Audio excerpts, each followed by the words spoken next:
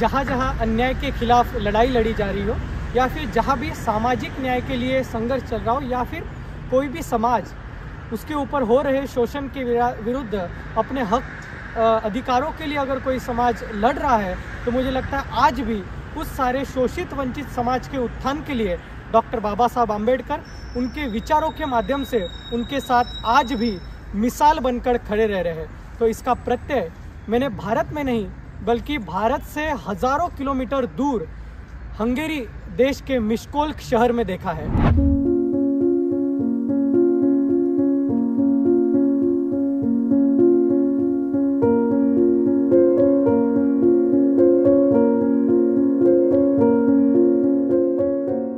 Doctor Babasaheb आंबेडकरांच्या विचारांची संघर्षाची प्रेरणा साता समुद्रापार असलेल्या हंगेरी देशातील मिश्कोल शहरापर्यंत पोहोचली।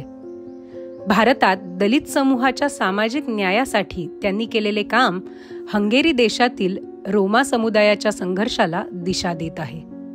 आज आप ये स्टैचू देख रहे हैं, ये स्टैचू डॉक्टर अंबेडकर स्कूल मिश्कोल के सामने ये स्टैचू लगाया गया है। तो ये डॉक्टर बाबा साहब अम्बेडकर के विचारों से प्रेरित होकर यहाँ पर जो इस सेंट्रल यूरोप या फिर ईस्टर्न यूरोप में जो रोमा समुदाय है, जो यहाँ का शोषित वंचित समुदाय है, उसके लिए उनको शिक्षा के मुख्य प्रवाह में लाने के लिए डॉक्टर बाबा साहब अम्बेडकर के नाम से यहाँ पर स्कूल चलाया जाता है। रोमा समुदायाला युरोपमध्ये अस्पृश्य म्हणून गणले जाते। भारतातील दलित समुदायाला मिळत असलेली वागणूक रोमा समुदायाला युरोपमध्ये मिळते। हंगेरीमध्ये अस्पृश्य म्हणून गणला गेलेला रोमा समुदाय नक्की कोण आहे? या समाजाची सामाजिक स्थिती काय आहे? चला जाणून घेऊयात।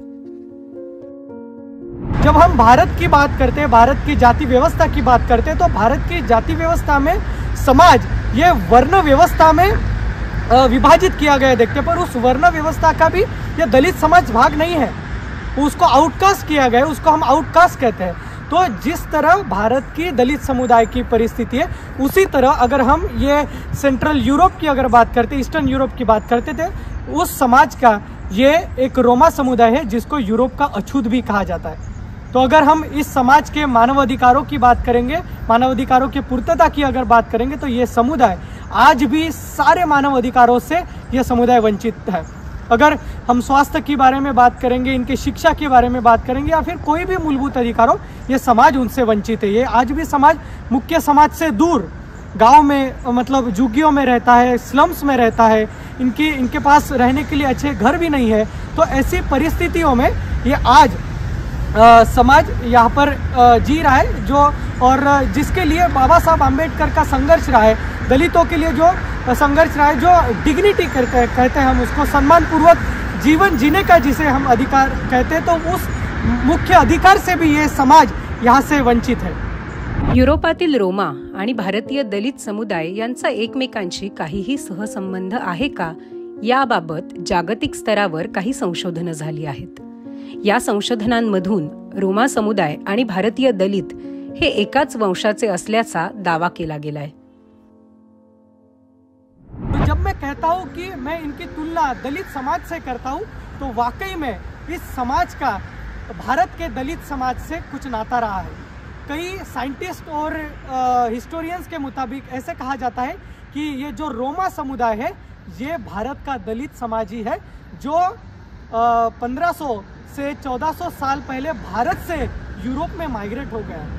तो अगर हम एक स्टडी देखते हैं, टार्टू यूनिवर्सिटी इस्टोनिया और मॉलिक्यूलर बायोलॉजी पर रिसर्च करने वाली हैदराबाद की एक संस्था है, और यूनिवर्सिटी ऑफ बर्न जो स्विट्जरलैंड में, उनका एक रिसर्च ये कहता है कि दलित समाज का जो एंसेस्टर्स है, उनके जो पूर्वज है, और रोमा समाज के जो एंसेस्टर्स है, इनके जो पूर्वज है, वो एक ही है। मतलब ये जो रोमा समाज है, ये भारत का दलित समाज ही है। अगर हम बात करते हैं संस्कृत भाषा की, अगर संस्कृत भाषा में अगर हम देखते हैं, तो डोमा इस शब्द का अर्थ होता है दलित या दलित समाज का कोई आदमी। तो ऐसे कहा जाता है कि ये जो कोई डोमा समाज जो भारत से यूरोप आया, तो ये डोमा शब्द का अपभ्रंश होकर इसे रोमा कहा गया। तो फिर ऐसा इस समाज का इतिहास है और इसका ताल्लुक भारत के दलित समाज से है। रोमा समाजाच्या प्रगतीसाठी हंगेरीचे माजी खासदार टिबोर डेरडाक आणि रोमा समाजाचे यानोस ओर्सोस यांनी शाळा सुरू केली. पॅरिस प्रवासादरम्यान बाबासाहेबांचे पुस्तक त्यांच्या हाती लागले. रोमा समाज करत असलेला संघर्ष आणि डॉक्टर बाबासाहेब आंबेडकरांनी भारतात दलितांसाठी केलेला संघर्ष सारखाच असल्याचे त्यांच्या लक्षात आले. 2006, I guess we met the first time with Domachali Suputi,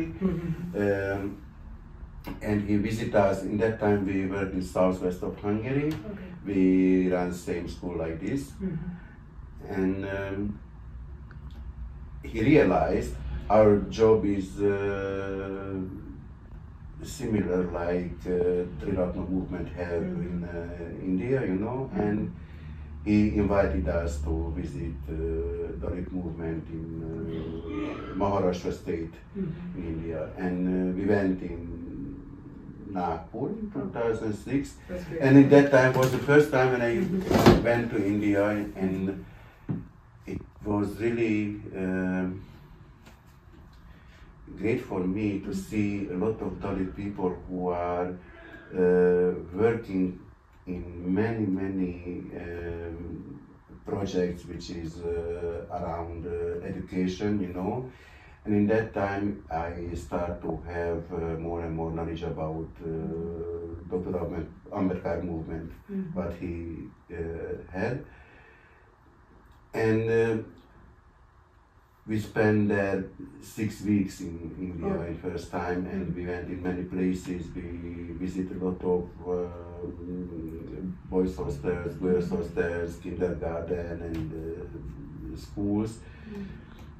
And in that time we decide we would like to have we would like to join in this kind of movement. Doctor Babasaheb आंबेडकरांचा संघर्ष, त्यांच्या लढ्याचे स्वरूप समजून घेतल्यास रोमा समाजावरील अस्पृश्यतेचा डाग संपुष्टात येईल. बाबासाहेबांच्या संघर्षातून आत्मसन्मान मिळवण्यासाठी त्यांच्या संघर्षाला बळ मिळेल. म्हणून त्यांनी या शाळेला डॉक्टर बाबासाहेब आंबेडकरांचे नाव दिले. Lives in India, it's really similar like Roma Gypsy lives in Eastern Europe, you know, and for us, Dr. Ambedkar was a good example, you know, because we need examples, of course, and we start to show for our pupils as a hero, you know, because everybody can understand what it means to be in a pressed level, you know. And if we have enough heroes, we can have more opportunity to have better and better steps from the bottom, you know. And when we came back from India, we start to create our network, which is JBIM network. And in that time we decided we would like to have a school, because without education we cannot be successful, you know. And in 2007 we found our Dr. Ambedkar High School in this area. This is the story of our school.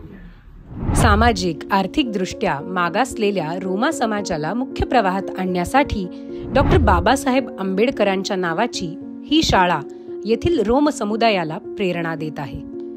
तो ये जो समाज जो सामाजिक आर्थिक रूप से पिछड़ा है, तो उसको शिक्षा के प्रवाह के माध्यम से उनका उत्थान करने के लिए ये स्कूल एक बहुत ही बड़ा काम यहाँ पर कर रहा है. तो इसके पीछे भी एक कहानी रही है. तो टिबोर और यानोस इन दोनों ने मिलकर इस स्कूल का निर्माण किया है. जो टिबोर है वो यहाँ के सांसद रहे हैं, इस यूरोपियन पार्लियामेंट के वो सांसद रहे हैं. उसके बाद उन्होंने अपना पूरा जीवन इस समाज के लिए, इस शिक्षा के माध्यम से उनका उत्थान करने के लिए दिया है. और जो यानोस है वो रोमा समाज के एक लीडर है. तो जब वो पेरिस जा रहे थे तब उन्होंने बाबा साहब की एक किताब पढ़ी, जिनको वहाँ से उनको बाबा साहब आम्बेडकर के बारे में पता चला. जब उन्होंने देखा कि भारत में दलित समाज की परिस्थिति कैसी है, दलित समाज के अधिकारों को कैसे नकारा गया है, भारत की सामाजिक व्यवस्था क्या है उसमें और दलित समाज का स्थान क्या है, ये सारी चीज़ें उन्होंने पढ़ाई की, उसके बारे में अध्ययन किया। और जब इन्होंने देखा कि दलित समाज के उत्थान के लिए शिक्षा का कितना बड़ा महत्व रहा है और दलित समाज के उत्थान के लिए बाबा साहब आम्बेडकर का कितना बड़ा महत्व रहा है, ये इन्होंने पढ़ा। और ये किताब पढ़ने के बाद वो भारत आए और भारत के कई आम्बेडकरी मूवमेंट से वहाँ वो मिले, उनके साथ बातचीत की, बाबा साहब आम्बेडकर को और उन्होंने समझने का प्रयास किया। और उसके साथ साथ जो दलित युवा भी थे, जो दलित शिक्षित युवा भी थे, उनको भी देखा। कई स्कूलों में उन्होंने भेंट दी और जाकर उन्होंने ये सारा आम्बेडकरी मूवमेंट को, बाबा साहब आम्बेडकर के विचार को उन्होंने समझा और उस विचारों से प्रेरित होकर उन्होंने हंगेरी देश में उनकी जो स्कूल थी उसको बाबा साहब आम्बेडकर का नाम लिया। और आज वो बाबा साहब आम्बेडकर का विचार इस समाज तक पहुंचाने का वो काम कर रहे हैं। मैंने कई किताबें यहाँ पर देखी जिसमें वो हंगेरियन भाषा में इस किताब को उन्होंने ट्रांसलेट किया और बाबा साहब का विचार उन तक पहुँचा रहे। बल्कि सिर्फ बाबा साहब का विचार ही नहीं, तो भारत की जाति व्यवस्था क्या है, शोषण की व्यवस्था कैसी होती है और उसके खिलाफ दलितों ने कैसे आवाज़ उठाई, ये सारी चीज़ें एक बहुत ही सुंदर किताब उन्होंने तैयार की है, जिसमें मुख्य पृष्ठ पर बाबा साहब और रमाई का एक सुंदर फोटो उन्होंने लगाया। तो ये सारी चीजें प्रेरित होकर आज वो यहाँ के बच्चों को पढ़ा रहे हैं। केवळ शिक्षणच नाही तर या शाळेत विद्यार्थ्यांना डॉक्टर बाबासाहेब आंबेडकरांच्या विचारांची ओळख देखील करून दिली जाते। स्कूल ये इनके झुग्गियों में 8वीं कक्षा तक स्कूल्स होती है, जहाँ पर ना अच्छी तरह से पढ़ाया जाता है, ना जहाँ पर ना टीचर्स जाते हैं। तो यहाँ पर जब 9वीं कक्षा में बच्चा आता है तो उनको एडिशन, सब्सट्रैक्शन, मल्टीप्लिकेशन से इनको सिखाना पड़ता है और वो मतलब फाउंडेशन से इन पर काम करना पड़ता है। तो ये बहुत बड़ा काम या समाज के उत्थान के लिए ये कर रहे हैं और 12वीं तक यहाँ पर पढ़ाते हैं और उसके बाद यूनिवर्सिटीज़ में जाने के लिए भी इन स्टूडेंट्स को यहाँ पर मदद की जाती है। तो इस एक अच्छे स्कूल में बाबा साहब का जहाँ पर विचार रुझाया जा रहा है, ऐसे स्कूल में मैं आया हूँ। यहाँ पर मैं एक दिन ठहरा हूँ, उनके डॉर्मेट्री में भी मैं रुका हूँ। हर तरफ बाबा साहब की तस्वीर, हर तरफ बाबा साहब का विचार लगाया गया है। उनका कहना है कि इस समाज के लिए भी बाबा साहब आम्बेडकर जैसा एक आइकॉन चाहिए जो इस समाज को आगे ले जा सकेगा। तो मुझे लगता है कि एक आम्बेडकरी मूवमेंट की भी एक जिम्मेदारी है कि जो बाबा साहब का विचार देश पूरे विश्व में लेकर जा रहे, तो उनको भी हम कुछ तरह से इनको अगर सहयोग कर सकेंगे तो मुझे लगता है एक बहुत ही बड़ी बात होगी। डॉक्टर बाबासाहेब आंबेडकरांचे विचार केवळ भारतातच नाही तर जागतिक स्तरावरील वंचित समूहांना अन्यायाविरुद्ध लढण्यासाठी प्रेरणा देत आहेत। जग बदलाची प्रेरणा देणारे बाबासाहेबांचे हे कर्तृत्व प्रत्येक भारतीयासाठी एक अभिमानास्पद बाब आहे।